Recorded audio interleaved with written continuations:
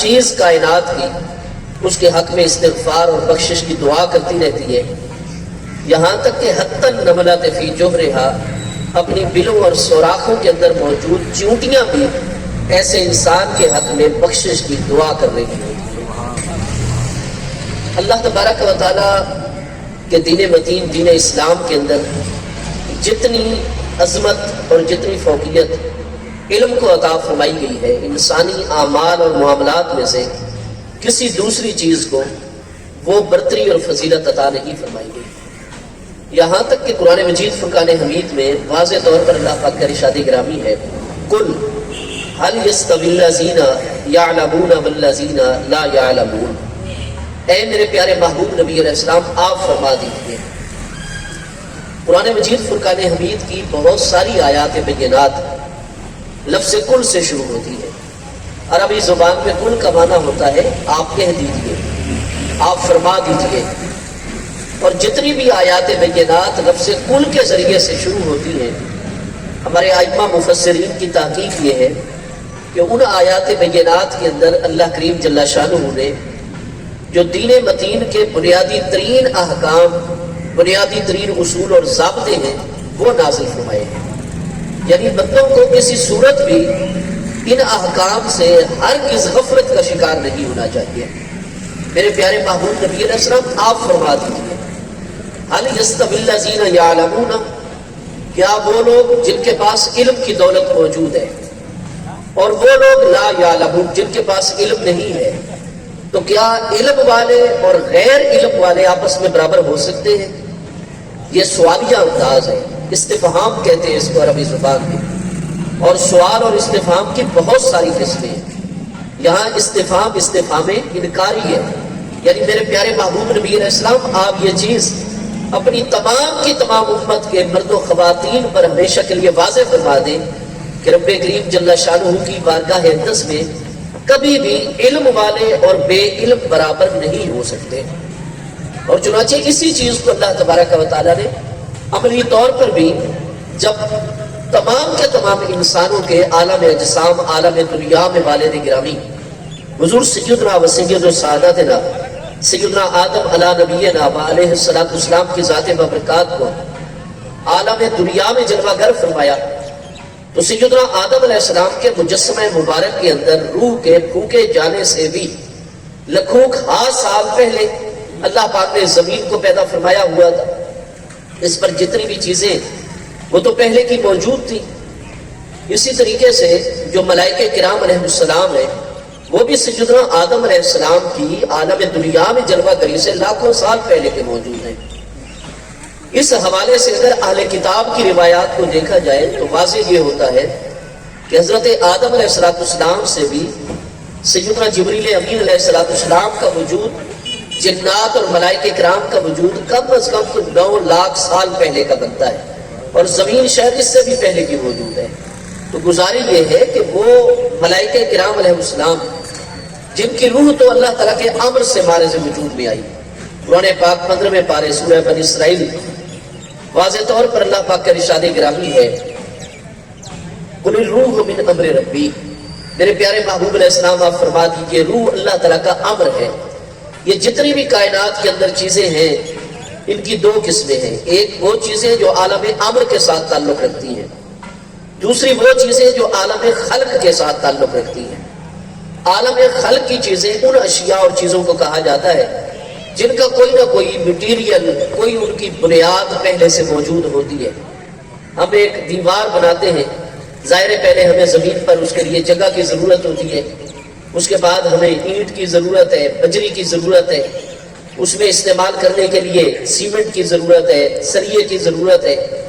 تو جب ہمارے پاس اینٹ بھی موجود ہوگی، زمین کا کوئی قطع اور ٹکڑا بھی موجود ہوگا، سریہ بھی موجود ہوگا، یہ ساری چیزیں شامل کر کے ہم اس کو ایک خاص صورت دے دیں گے اور اس کو دیوار کہا جائے گا۔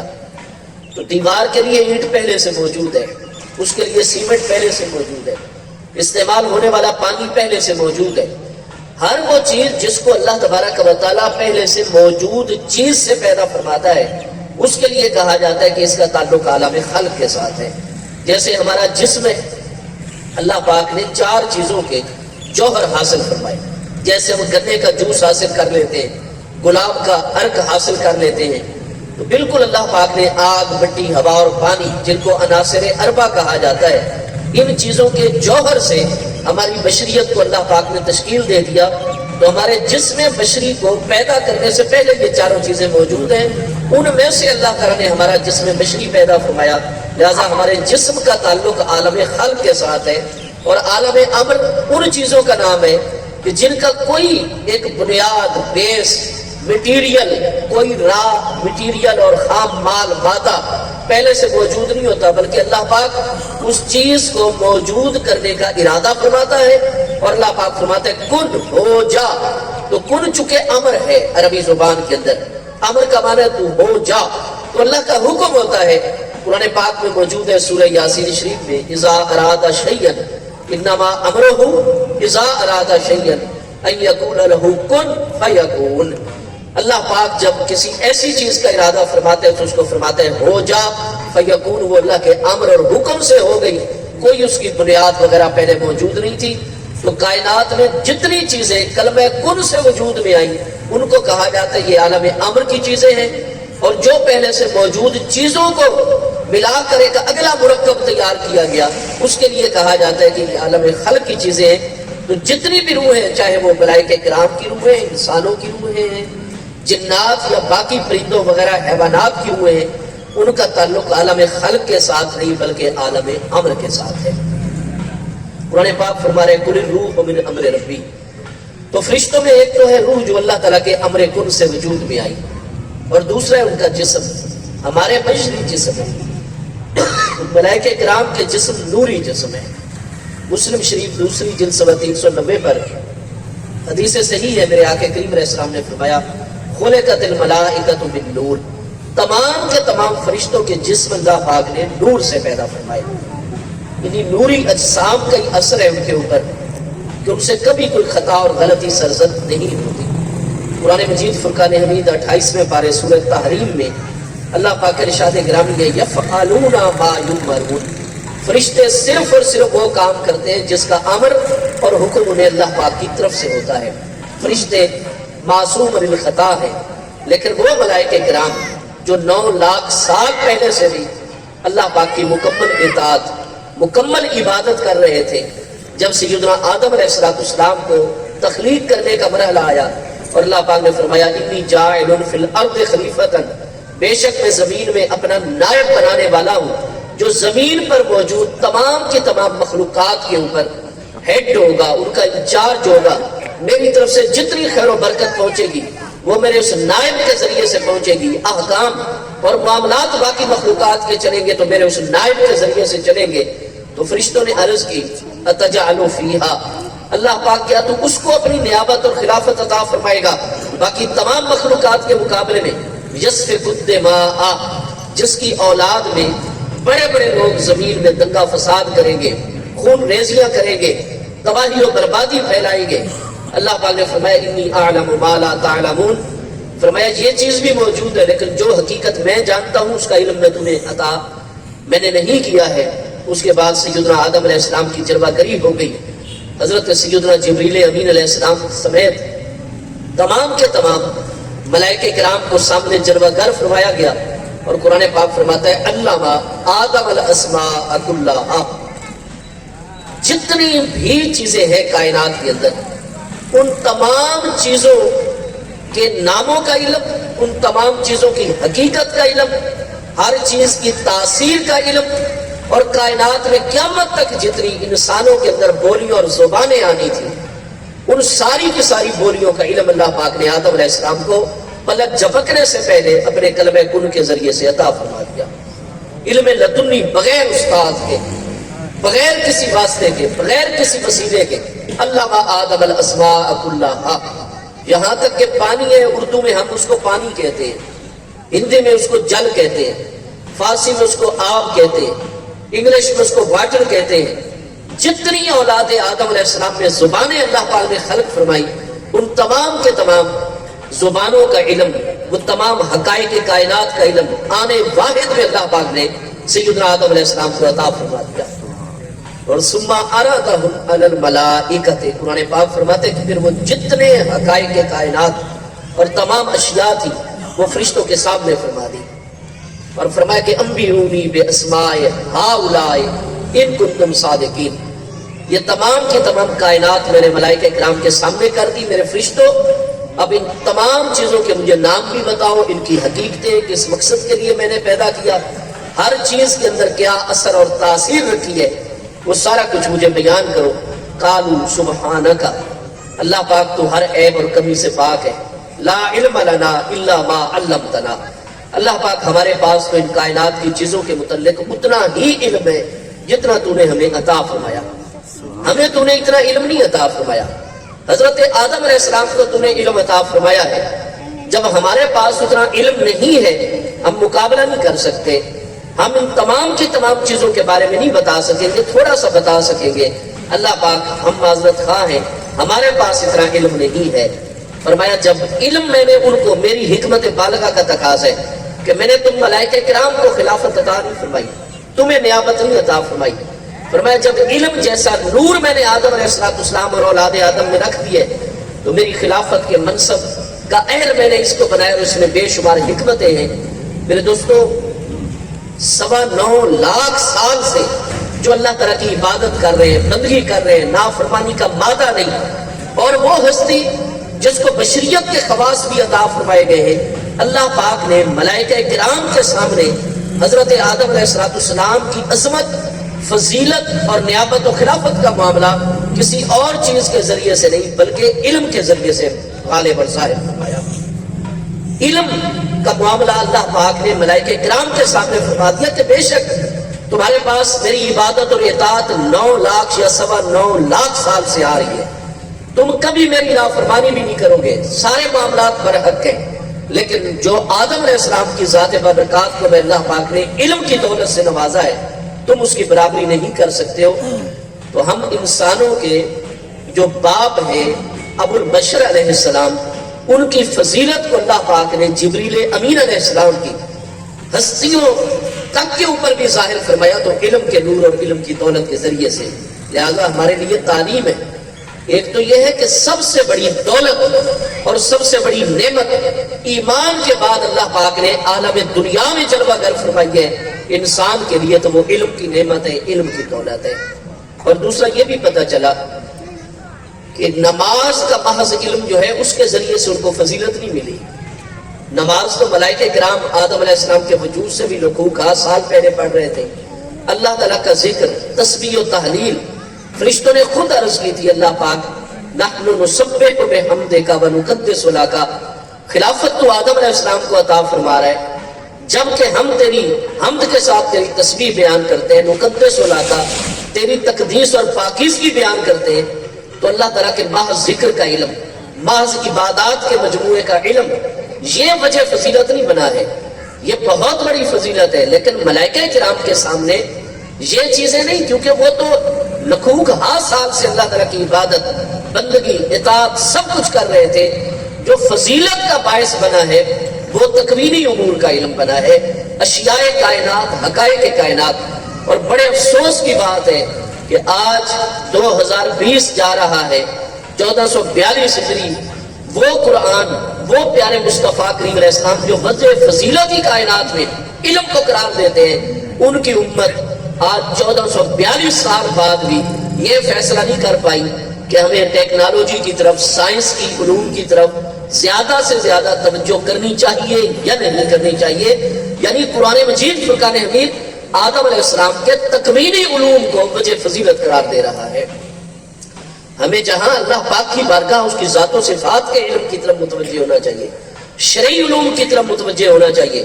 قرآن پاک یہ ہماری رہنمائی کرتا ہے کہ ہمیں کائنات کے اندر اللہ پاک کے جو اصول و ضوابط ہیں اور ان تمام کے تمام تکوینی معاملات، ان کا علم بھی باقی اقوام کے مقابلے میں نبی پاک علیہ السلام کی امت اور مسلمانوں کے پاس سب سے زیادہ ہونے چاہیے۔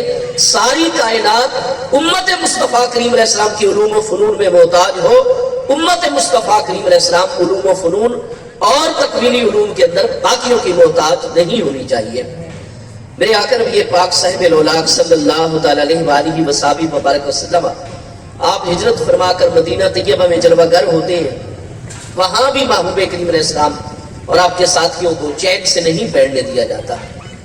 مدینہ طیبہ اور مکہ مکرمہ کا آج موٹر وے کے ذریعے سے کچھ کم 500 کلومیٹر کا فاصلہ ہے، اور آج سے 1442 سال پہلے جب محبوب کریم علیہ السلام نے ہجرت فرمائی تو یہ آج کل کے سیدھے موٹر ویز کے راستے نہیں تھے، بلکہ وہ آبی گزرگاہیں ہوا کرتی تھی۔ جب بارشیں بہت تیزی سے آتی، پہاڑوں سے پانی آتا، رودیں کوہی آتی، اس سے قدرتی راستے بن جاتے، ان راستوں پر اونٹوں کے ذریعے سے، گھوڑوں کے ذریعے سے سفر ہوتا، باقی جنگلات ہوتے، سنگلاخ زمینیں ہوتی، پتھر ہی پتھر ہوتے، چلنا دشوار اور مشکل ہوتا۔ آبی گزرگاہوں کے درمیان جو راستے بنتے، کناروں پر راستے بنتے، وہ کم از کم بھی اہل علم کی تحقیق ہے، جغرافیہ دانوں کی، کہ آج سے 1442 سال پہلے مدینہ طیبہ اور مکہ مکرمہ کا فاصلہ کوئی 650 کلومیٹر کے اوپر مشتمل تھا۔ 125 آج کے مقابلے میں زیادہ 125 کلومیٹر تھا۔ اتنے فاصلے پر محبوب کریم علیہ السلام اپنے غلاموں کے ساتھ اللہ پاک کے حکم پر آ گئے۔ اہل مکہ نے وہاں بھی چین سے نہیں بیٹھنے دیا، یہاں تک کہ حملہ آور ہوئے تاکہ اسلام کا نام مٹایا جا سکے، محبوب کریم علیہ السلام اور آپ کے ساتھیوں کو ختم کیا جا سکے۔ معاذ اللہ، اللہ پاک نے اپنے پیارے محبوب نبی علیہ السلام کی مدد و نصرت فرمائی، کیونکہ جن کے ساتھ اللہ پاک کی ذات بابرکات ہے، یہی اسلام کا باطنی اور روحانی پہلو ہے۔ بالکل ہمارے پاس ظاہری تیاریاں بھی موجود ہونی چاہیے، لیکن جب سے محبوب کریم علیہ السلام کی ذات بابرکات جلوہ گر ہوئی ہے، شر کے مقابلے میں خیر والوں کے پاس مادی اسباب ہمیشہ کم رہے ہیں۔ قرآن پاک فرماتا ہے وَلَقَدْ نَصَرَكُمُ اللَّهُ بِبَدْرٍ وَأَنْتُمْ أَذِلَّةٌ، یقینی طور پر اللہ پاک نے تمہاری مدد فرمائی میدان بدر کے اندر جبکہ تم بالکل ہی بے سر و سامان تھے۔ اگر ہم صرف اور صرف مادی اسباب کے اوپر یہ کلی بھروسہ رکھ لیں گے تو پھر حق کا پہلو کیسے نمایاں ہوگا؟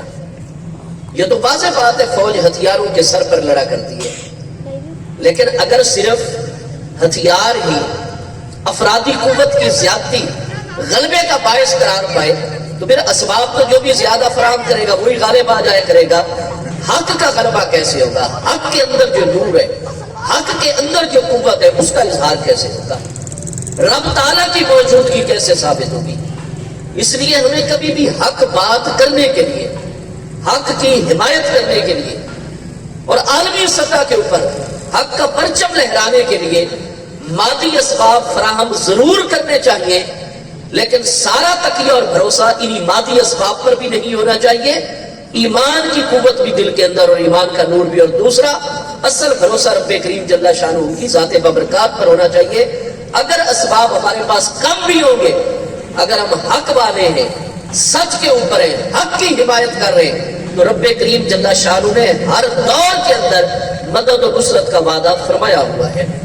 قرآن پاک میں تنصر اللہ ینصرکم، اگر تم اللہ پاک کے دین کی مدد کرو گے اللہ پاک ہر حال میں تمہاری مدد فرمائے گا۔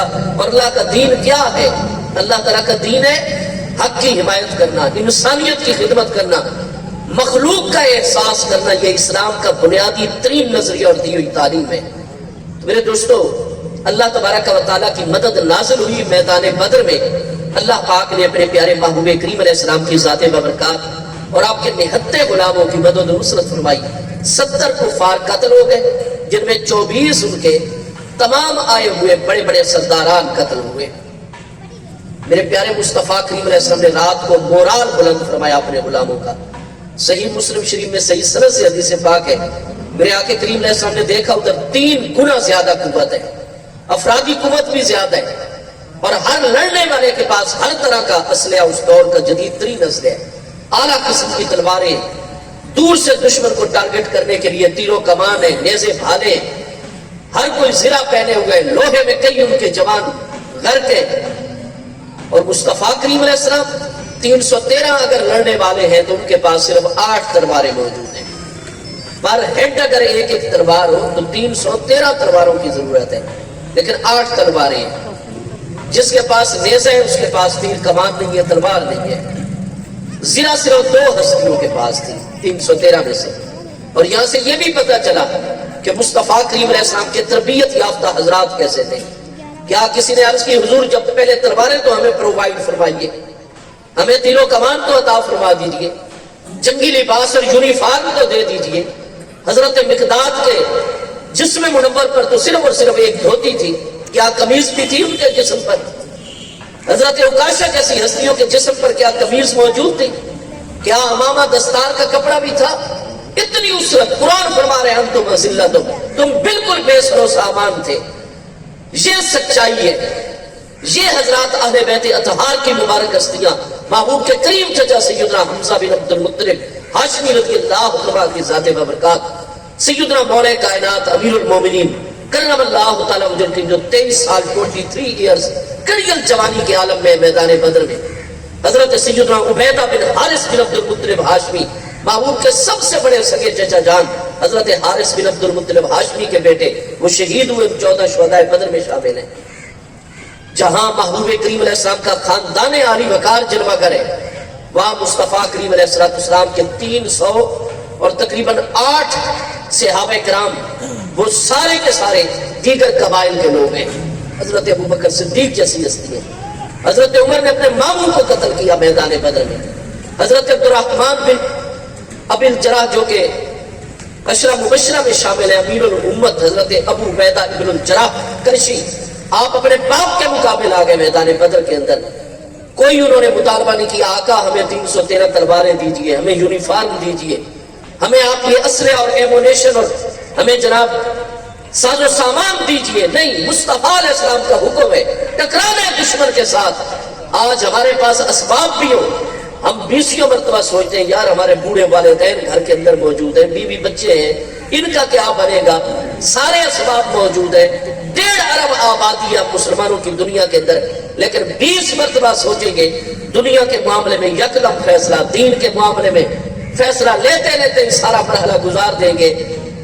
وہ صحابہ کرام رضوان اللہ تعالی اجمعین کوئی اسباب نہیں طلب کر رہے، کوئی کچھ نہیں طلب کر رہے، جان اپنے پاس موجود ہے، حضور پورا لباس بھی نہیں، اسلحہ بھی نہیں، اسباب بھی نہیں، یہ جان ہے، حضور آپ کے ایک اشارے کے اوپر قربان ہے اسلام کی عظمت۔ اللہ پاک کی ایسے سچوں اور حق والوں کے ساتھ حمایت نازل ہو گئی، اور جس وقت 70 ان کے قتل ہو گئے، 24 سردار سارے کے سارے رات کو میرے محبوب دیکھ رہے ہیں کہ میرے غلاموں میں سے کسی کے دل کے اوپر یہ چیز نہ آئے کہ وہ فرسٹریشن کا شکار ہو جائیں، احساس کمتری کا شکار ہو جائیں۔ محبوب نے اپنے غلاموں کو ساتھ لیا، اور جہاں صبح جنگ ہونی تھی محبوب علیہ السلام میدان جنگ میں رات کو تشریف لے گئے۔ فرمایا گھبرانا نہیں میرے غلاموں، آپ دیکھ رہے ہو 24 بڑے بڑے سردار ہیں، بلال تم پر ظلم توڑنے والا وہ کرشی آقا ظالم امیہ بن خلف بھی آیا ہوا ہے، تمہیں نظر آئے؟ جی حضور مجھے نظر آیا ہے۔ فرمایا کل اس کے مقابلے میں تم جاؤ گے، گھبرانا نہیں ہے، وہ اتنا بڑا سردار ہے اور تم مرعوب ہو جاؤ، پریشرائز ہو جاؤ نفسیاتی طور پر، ایسا نہیں۔ فرمایا میں اللہ کا محبوب تمہیں بتا رہا ہوں، لقد القت المکۃ افلاذ کبدھا الیکم، مکہ نے اپنے جگر کے ٹکڑے نکال کر تمہارے آگے پھینک دیے۔ فرمایا ادھر آؤ میرے غلاموں۔ ایسے محبوب علیہ السلام نے دائرہ لگایا اپنی چھڑی مبارک کے ساتھ، فرمایا ھذا مصرع فلان، یہ فلاں کے قتل ہو کر گرنے کی جگہ ہے۔ تھوڑے سے فاصلے پر دوسرا دائرہ لگایا میرے آقا کریم علیہ السلام نے، یہ فلاں مکی کرشی کے قتل ہو کر تمہارے ہاتھوں سے قتل ہو کر گرنے کی جگہ ہے، یہ فلاں کے قتل ہو کر 24 دائرے محبوب نے لگائے۔ پیارے صحابہ کرام کا فرمان مسلم شریف، مسند احمد، ان تمام کتابوں میں صحیح اسناد کے ساتھ ہے۔ اللہ پاک نے فتح و نصرت عطا فرمائی۔ جب عصر کی نماز سے ہم فارغ ہوئے، انتظامات ہم نے سنبھال لیے، جہاں رات کو آقا کریم علیہ السلام نے اپنی کمچی مبارک، چھڑی مبارک کے ساتھ نشان لگایا تھا، کوئی ایک بھی قریشی سردار ان میں سے 1 انچ بھی اس دائرے سے ادھر ادھر نہیں، اسی جگہ قتل ہوا پڑا تھا۔ میرے دوستو اللہ کی مدد نازل ہوئی، 70 ان کے قتل ہوئے اور 70 قیدی ہوئے۔ میرے پیارے مصطفیٰ کریم علیہ السلام نے اپنے غلاموں سے مشورہ فرمایا۔ حضرت عمر رضی اللہ عنہ کا مشورہ کیا تھا، حضور اگر مجھ سے مشورہ آپ چاہتے ہیں تو میں دیکھ رہا ہوں کہ میرا خاندان بنو عدی ہے اور اس کے چند جوان ان قیدیوں میں موجود ہیں، یہ میرے مصطفیٰ علیہ السلام کے خلاف اور اسلام کے خلاف لڑنے کے لیے آئے۔ حضور میرا مشورہ یہ ان میں سے کسی کو زندہ نہ چھوڑا جائے، اور یہ بنو عدی قبیلے کے جتنے بھی جوان ہیں یہ تو ابھی میرے سپرد کیے جائیں تاکہ حضور آپ کے سامنے ان کی گردنیں اڑا دوں۔ میرے محبوب نے فرمایا ٹھیک ہے۔ پیارے عمر آپ کا مشورہ آ گیا، آپ اشداء علی الکفار کی عملی تفسیر ہے۔ رشتہ داری وغیرہ سارے رشتے ناتے بعد میں سب سے بڑا رشتہ اللہ اور اس کے محبوب اور دین اسلام کا ہے۔ حضرت عمر کا یہ ماٹو ہے، فرمایا میرے پیارے ابو بکر اب آپ مشورہ دیجیے۔ حضرت ابو بکر صدیق رضی اللہ عنہ انتہائی بردبار، کبھی آپ کی اونچی آواز ہی نہیں ہوئی تھی، انتہائی حوصلہ مند، انتہائی شفیق کریم نرم دل ہستی۔ عرض کی میرے آقا میرے سامنے تو آپ کی نسبت ہے، یہ جتنے بھی لوگ آئے کھڑے ہیں کسی نہ کسی حوالے سے کوئی آپ کے ابا جان کا دور نزدیک کا رشتہ دار بلا فرجا بنتا ہے، کوئی آپ کی امی جان حضور کا رشتہ دار بنتا ہے، میرے آقا کرم فرمائیں ان سے کوئی جزیہ وغیرہ طے کر کے حضور ان کی جان بخشی فرما دیں، اللہ پاک ان کو ہدایت۔ میرے محبوب کا چہرہ انور کھل اٹھا، فرمایا فیصلہ ابو بکر رضی اللہ عنہ کے مشورے پر ہوگا۔ فرمایا اتنا اتنا جزیہ ہوگا، پیچھے بھیجو پیغام، وہ آ کر جو ہے جزیہ ادا کریں گے، ہم اپنے معاشی معاملات سنبھالیں گے اور تمہیں آزاد کر دیں گے۔ کئی قیدی آگے ہو گئے، انہوں نے کہا اے محمد کریم علیہ السلام انا لا نستطيع باداء الجزیۃ عندک، آپ کی بارگاہ میں جزیہ پیش کریں، ہمارے پاس اتنی مالی طاقت نہیں ہے۔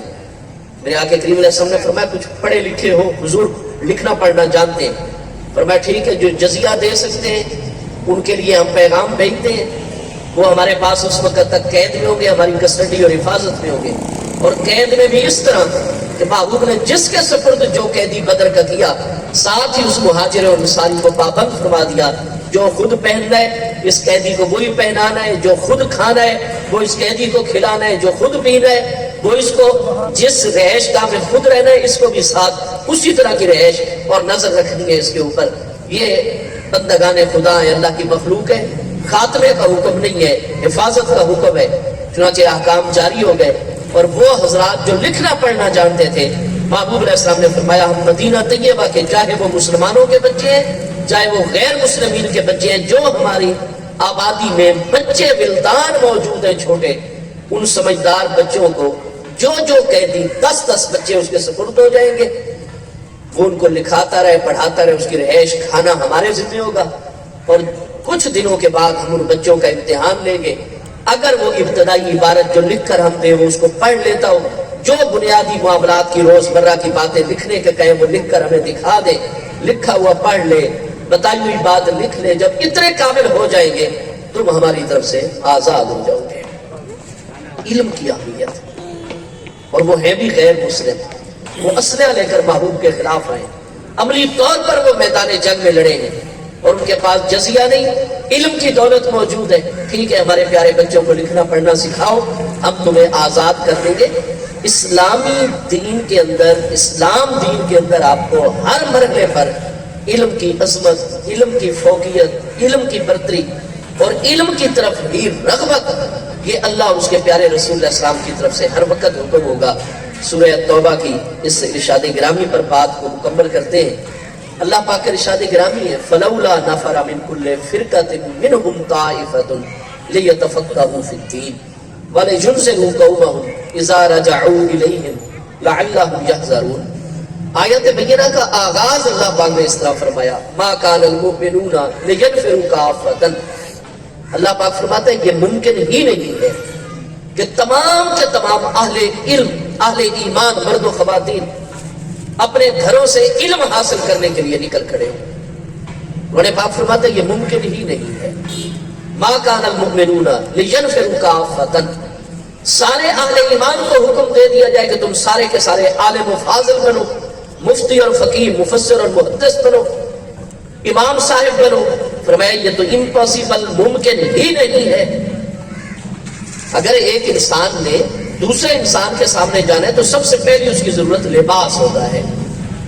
اگر ساروں کو عالم بننے کا حکم قرآن فرما رہے ہم دے دیں تو ظاہر ہے اسے اپنے اساتذہ کے سامنے تو جانا ہوگا، اور سامنے جانے کے لیے سب سے پہلے لباس کی ضرورت ہے، اور لباس کے لیے سب سے پہلے تو کاشتکاروں کی پوری ایک جماعت کی ضرورت ہے۔ اگر پاکستان کی آبادی اس وقت 22 کروڑ ہے تو 22 کروڑ انسانوں کے جسم کو ڈھانپنے کے لیے جس لباس کی ضرورت ہے، سب سے پہلے ہمیں لکھوک ان کسانوں کی ضرورت ہے جو کپاس کی کاشت کریں۔ اگر سرے سے کپڑے کے لیے بنیاد ہی فراہم نہیں کی جائے گی تو لباس کہاں سے آئے گا؟ लाखों लोगों की जरूरत है जो जरखेज जमीनों को आबाद करें और वहां से हम कपास हासिल कर दें। अगर कपास को धागे में कन्वर्ट करने के लिए हमारे पास पावर लूम्स नहीं होगी, उसकी लेबर नहीं होगी, उसके इंजीनियर नहीं होंगे, धागा किस तरीके से तैयार होगा? टेक्सटाइल मिल्स के अंदर जाएगा यह धागा, जब तक मिलें नहीं होंगी, उनको चलाने वाले इंजीनियर नहीं होंगे, लेबर और मजदूर नहीं होंगे, कपड़े की सूरत कैसे बनेगी? लखूक लोगों की इस शोबे के लिए जरूरत है। कपड़ा हमारा तैयार हो गया, हर बंदे में ताकत नहीं है कि बकायदा जाकर किसी भी टेक्सटाइल मिल के शोरूम से जनाब जाकर थानों के हिसाब से कपड़ा ले। दरमियान में राबते के लिंक ताजरीन की जरूरत है जो वहां से थोक के हिसाब से ले। हमारे इलाकों में परचून पर 1 सूट 2 सूट 10 सूट कपड़ा फरोख्त करें, ताजरीन की जरूरत है। तब कपड़ा हम तक आ गया कपड़ा। लाखों लोगों की तिजारत के लिए जरूरत है कि वो कपड़े के बज़ाज़ और ताजिर हों, क्लॉथ मार्केटें आबाद करें। उसके बाद हर बंदा हम में से तो आलिम बन रहा है, दर्जी तो है ही नहीं, तो कपड़ा सिलेगा कैसे? 22 करोड़ की आबादी के लिए लाखों दर्जी और टेलर मास्टर्स की जरूरत है। ये तो सिर्फ हमारे एक लिबास के लिए लखूक अफराद मुख्तस चाहिए। मेरे दोस्तों, लिबास हमारे पास हो, अगर छापे खाने नहीं होंगे, प्रेस नहीं होगी, कागज नहीं होगा, किताब कैसे छपेगी? पढ़ाई कैसे होगी? ये सब कोई किताब भी आ जाए, लिबास भी आ जाए, अगर खाने पीने की चीजें नहीं होगी, कोई सब्जियों को काश्त करने वाला नहीं होगा, कोई मवेशी पाल के हमारे गोश्त की जरूरियात पूरी करने वाला नहीं होगा, कोई फिश फार्म आबाद करने वाला नहीं होगा, कहां से हमारी खुराक की जरूरत? लिहाजा ये खाने की इब्तिदा गंदम की काश्त से लेकर गोश्त के लिए जानवर पालने से लेकर लुकमा तैयार होकर हमारे मुंह तक पहुंचने तक लखूक लोगों की जरूरत है। खाना भी हो गया, इमारतें तैयार करने वालों की जरूरत है। ये सारा कुछ हमारे पास हो, अगर अंदरूनी अमन ही नहीं होगा, इंसान की तो फितरत में ये बात है, हर ताकतवर कमजोर पर गलबा चाहता है। शैतान जैसा दुश्मन साथ लगा हुआ है, नफ्से अम्मारा जैसा जासूस हमारे अंदर बैठा हुआ है, फसाद ही फसाद फैलता है। कानून नाफिज करने वाले इदारों की जरूरत है। 22 करोड़ की आबादी को कंट्रोल करने के लिए कितने पुलिस के जवानों की जरूरत होगी? ये शोभा भी हमें चाहिए। अंदरूनी अमन भी कायम हो जाए, बाहर के दुश्मन से सरहदों की हिफाजत करने के लिए अगर अफवाज रेंजर्स नहीं होंगे, फौज भी हो, रेंजर भी हो, लेकिन जो दुश्मन हमारे मुतल्लिक मंसूबे बना रहे, अगर इंटेलिजेंस का शोभा जासूस नहीं होंगे जो रात दिन दुनिया की खबरें इकट्ठी करके हमारे सिक्योरिटी इदारों तक पहुंचाएं, 22 करोड़ की आबादी का निजाम चलाने के लिए कम अज कम 20 करोड़ अफराद हमें चाहिए। कुरान दीन फितरत की तालीम देता है। कुरान ने जहां इल्म का हुक्म दिया, साथ ही ये बतला दिया है मा कानल मुमिनूना लियनफिरू काफतन, ये मुमकिन ही नहीं है कि सारे के सारे लोग इल्म की तलब के लिए और आलिम व फकीह बनने के लिए निकल पड़े। फरमाया ये तो हो नहीं सकेगा, वरना दुनिया का निजाम ही मुअत्तल और ताअत्तुल का शिकार हो जाएगा। फलौला नफरा मिन कुल्ले फिरकतुम मिनहुम ताइफतुन, फिर क्यों नहीं होता कि मुसलमानों की हर बड़ी जमात में से एक छोटी जमात निकले, लियतफक्कहू फिद्दीन, ताकि दीन के फकीह और आलिम बने। तो हर 4 में से एक बंदा दीन की तरफ जाए और 3 बंदे दुनिया के बाकी निजाम की तरफ, वो भी इंतहाई आला मकाम है। अंबिया किराम के नाइब और वारिस हैं जो इल्म दीन हासिल करते हैं और लोगों के लिए अल्लाह उसके प्यारे महबूब अलैहिस्सलाम अखलाकियात और कामिल इंसान की तारीफ, और वो हजरत जो बाकी जिंदगी के मुख्तलिफ शोबे चलाने के लिए वो भी अल्लाह का दिया हुआ निज़ाम है। लिहाजा ये तफरीक नहीं होनी चाहिए। दीन का इल्म नूर ही नूर है, लेकिन दुनिया के मामलात का इल्म जब आप अल्लाह की रदा के लिए चलते हैं, खिदमत इंसानियत की नीयत से, अल्लाह ताला की इस दुनिया को आबाद करने और मामलात चलाने की नीयत से, भले से आप दुनिया के जिस शोबे का भी इल्म हासिल कर रहे हैं और खुलूस से अपनी खिदमत ईमानदारी से सरंजाम दे रहे हैं, आप साहिब इल्म है। इस्लाम की नजर में आप अल्लाह ताला के प्यारे हैं। वजह यह है कि कई उस तक पहुंचा रहे हैं और कई उस तक पहुंचने वाले बंदों के लिए जितनी जरूरियात है वो फराहम कर रहे हैं। इल्म जिस भी शोबे का है, इल्म नूर है, इल्म कमाल है। अल्लाह पाक की करम नवाजी थी किबला उस्ताद मुकर्रम जनाब उस्ताद मास्टर मोहम्मद बूटा साहिब रहमतुल्लाह ताला अलैह, अल्लाह ताला ने उनको ये शोबा, अल्लाह ने ये ड्यूटियां लगाई है। अल्लाह की मशीयत इरादे नाफिज होते हैं। जितना उन्होंने हमारी नई नस्ल की खिदमत की, अगर उनकी तालीम से एक बंदा भी कमाल तक पहुंच गया, यकीनन उनके लिए निजात का रास्ता है। और जितने दीनी मदारस या स्कूल कॉलेज यूनिवर्सिटीज में पढ़ाने वाले, ये सारे के सारे नई नस्ल को उनकी मंजिल तक पहुंचाने वाले होते हैं। अल्लाह पाक उनके दर्जात बुलंद फरमाए ان کے اس خدمت کا اللہ تعالیٰ دنیا اور آخرت میں انہیں بہترین اجر اور صلہ عطا فرمائے. آپ سب اساتذہ کرام جو ٹائم نکال کر تشریف لائے، بہت مجھے راحت اور خوشی ہے طالب علم کو کہ یہ بھی قبلہ ماسٹر